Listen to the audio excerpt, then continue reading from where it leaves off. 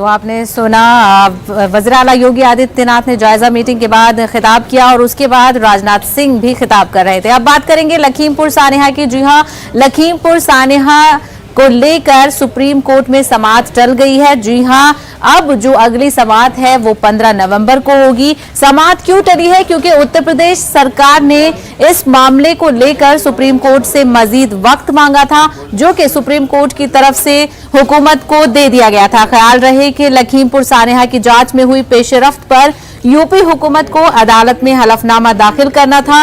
उधर लखीमपुर के एसपी विजय ढोला का तबादला कर दिया गया है। रियासती पुलिस हेडक्वार्टर में उनका तबादला किया गया है। सानेहा के 40 दिन बाद उनका तबादला किया गया है। संजू सैमसन को लखीमपुर खेरी का नया एसपी बनाया गया है।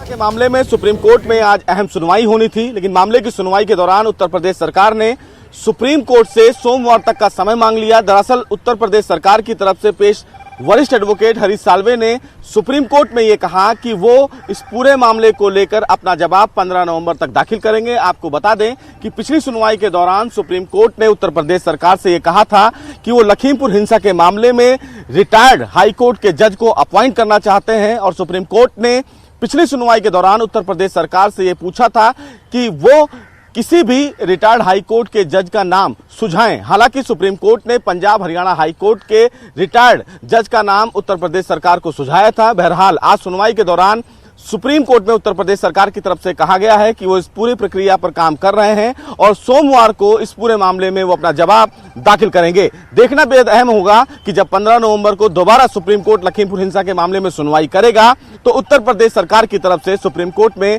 क्या कुछ दलीलें दी जाती हैं। कैमरामैन योगी के साथ सुशील पांडे, न्यूज़ 18, दिल्ली।